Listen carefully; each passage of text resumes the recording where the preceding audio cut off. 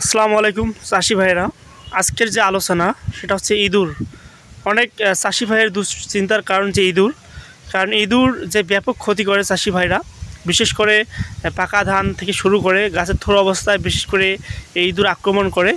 অনেকেই যারা বিভিন্ন টিপস বা পদ্ধতি অবলম্বন করতেছেন, বিভিন্ন প্রকার চেষ্টা করতেছেন, কোনো কাজে আসতেছে না, তাদের জন্য আজকের আলোচনাটা চাষি ভাই। বিশেষ করে যারা নতুন ভিউয়ার্স অবশ্যই আমার চ্যানেলটা সাবস্ক্রাইব করে সহযোগিতা করবেন এবং লাইক করতে ভুলবেন না।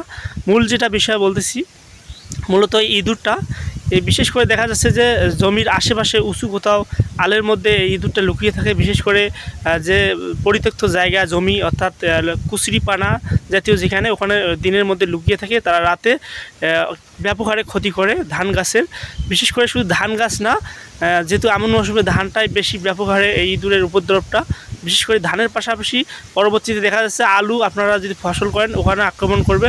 বিশেষ করে গম, বিভিন্ন ধরনের ফসলে কিন্তু ব্যাপক ক্ষতি করে এই ইঁদুর। তো যারা ইঁদুর নিয়ে দুশ্চিন্তা করতেছেন চাষি ভাইরা, তাদের এই সমাধান আমি নিয়ে আসবো। সামান্য কিছু টাকা খরচ করলে আপনারা এটা দমন করতে পারবেন ইনশাল্লাহ, আশা করি।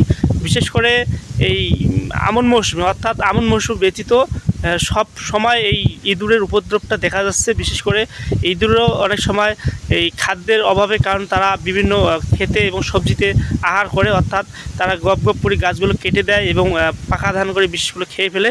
দেখা যাচ্ছে এখানে আপনাদের ক্ষতি, পাশাপাশি মাজরা, পচন, অর্থাৎ পোকামাকড় উপদ্রব সব তো আছে, পাশাপাশি ইঁদুরের চিন্তা একটা আলাদা।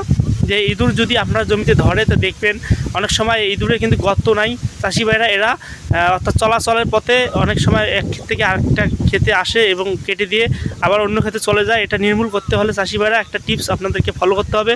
তো আজকে আমি আপনাদের মাঝে এটা টিপসটা শেয়ার করব। কেউ ভিডিওটা স্কিপ করবেন না, শুরু থেকে শেষ পর্যন্ত আমার সঙ্গেই থাকবেন। বিশেষ করে আরেকটা চাষি ভাই সমস্যা, যেটা প্রাকৃতিক দুর্যোগ, অর্থাৎ রাত্রে বৃষ্টি, দিনে তাপমাত্রা এবং মাঝে মাঝে দিনেও বৃষ্টি হচ্ছে মুষলধারা। তো বিশেষ করে এই সময় ধানের পরিচর্যাগুলো আপনারা নিবিড়ভাবে নেবেন। বিশেষ করে যে ধানগুলো জীবনকাল বেশি, এগুলোতে কিন্তু পোকামাকড়ের উপদ্রব বেশি হয় চাষি ভাইরা। পাশাপাশি এখন কিন্তু কারেন্ট পোকার উপদ্রবটা বিশেষ করে আমন মৌসুমে ব্যাপক হারে ছড়ায়। তো আমি এদিকে যাব না চাষি ভাইরা, মূল যেটা বিষয় কারেন্ট পোকা নিয়ে অলরেডি আমার ইউটিউবে ভিডিও আপলোড আছে, চাইলে আপনারা দেখে আসতে পারেন চাষি ভাইরা। বিশেষ করে যারা এই ইঁদুরের উপদ্রব থেকে বাঁচতে চান তারা অবশ্যই আমি যে আজকে বিষয়টা আপনাদের সাথে শেয়ার করব খুব অল্প সময় চাষি ভাইরা। তো বিশেষ করে দেখা যাচ্ছে ইঁদুরের তো গর্ত থাকে না, ওরা মানে যেদিকে যায়, অর্থাৎ জায়গায় জায়গায় এগুলো কেটে দেয়, অনেক ক্ষতি ব্যাপক হারে ছড়ায়। বিশেষ করে অর্থাৎ কাস্তরা সারা অবস্থায় এটা আক্রমণ করে। আর একটা সমস্যা হচ্ছে পাখা পর্যায়ে আক্রমণ করে, এরা দুইভাবে আক্রমণ করে। তো বিশেষ করে এটা থেকে আপনারা যদি বাঁচতে চান, বিশেষ করে অনেকে কেউ ফাঁদ ব্যবহার করতেছে, অনেক বিষটোপও ব্যবহার করতেছে, কোনো কাজই আসতেছে না, অর্থাৎ তাও নিস্তার পাচ্ছেন না। মানে এটা কিভাবে আপনারা তাড়াবেন সেই বিষয়টা আমি শেয়ার করবো চাষি ভাইরা। তো আজকে যেটা আমি প্রোডাক্ট নিয়ে কথা বলবো চাষি ভাইরা, আমি কোনো কোম্পানির হয়ে বলবো না, কিন্তু আপনাদেরকে ভালোর জন্য বলতেছি যাতে আপনারা উপকৃত হন। বিশেষ করে যদি উপকৃত হয়ে থাকেন অবশ্যই আমাকে ফলো করবেন, আমাকে সহযোগিতা করবেন। তো আমি মূলত কৃষি বিষয়ক ভিডিও আপলোড করে থাকি। মূল যেটা বিষয় হচ্ছে যেটা যে এই যে ওষুধটা আমি সেটা শেয়ার করবো, সেটা হচ্ছে সিনজেন্টা কোম্পানির লানিরাট।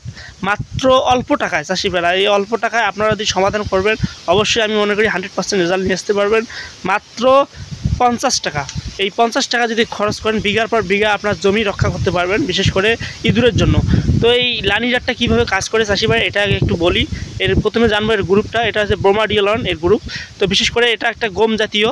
তো এখানে এটা কাজ কীভাবে করে, এটা একটা সুগ্রাণ জাতীয় এমন একটা এখানে মেডিসিন আছে, যেখানে আপনারা যদি প্রয়োগ করেন দেখবেন ইঁদুরা গন্ধে, অর্থাৎ এমন একটা আকৃষ্ট হয়ে আসে খাবে। অর্থাৎ এটা মানে কীভাবে খাবে সেটাও বলতেছি চাষি ভাইরা। এটা মূলত ওই গন্ধটা শুকে, মানে প্রথম দু একটা ইঁদুর খাবে, পরবর্তীতে সাথে সাথে ইঁদুর মারা যাবে না, পরবর্তীতে তাদের দলবদ্ধ যে তাদের সঙ্গীদের আছে তাদেরকে নিয়ে আসবে, নিয়ে এসে তারা মনের মতো করে খাবে। এবং খাওয়ার পর তাদের প্রচণ্ড পিপাসা হবে, অর্থাৎ পানির পিপাসার কারণে তারা নিচু জায়গায় যেখানে পানি আছে ওখানে যায়, তারা রক্তক্ষরণ হয়ে মারা যাবে চাষি ভাইরা। এটা একটা বিশেষ প্রসেস, অর্থাৎ এই লানিরাট সিনজেন্টা আমার স্ক্রিনে দেওয়া আছে চাষি ভাইরা। তো বিশেষ করে এগুলো আপনাকে জানতে হবে, না জানলে আপনি সঠিক ব্যবহার করতে পারবেন না। কম বেশি সকলে চাষি ভাই জানেন, যারা জানেন তাদেরকে তো অসংখ্য ধন্যবাদ। যারা বিষয়টা জানেন না তাদের দেখলে অবশ্যই উপকৃত হবেন। তো বিশেষ করে এই বোমাডিওলন অর্থাৎ লানিরাটটা আপনারা দিবেন কীভাবে?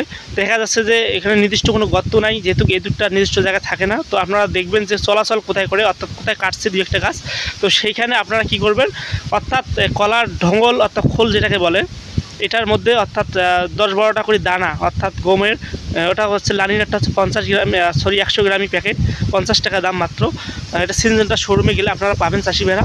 তো আপনারা যার হাতের কাছে পাবেন, অর্থাৎ কৃষিতে সিনজেন্টা রিটেলের দোকানও পাবেন।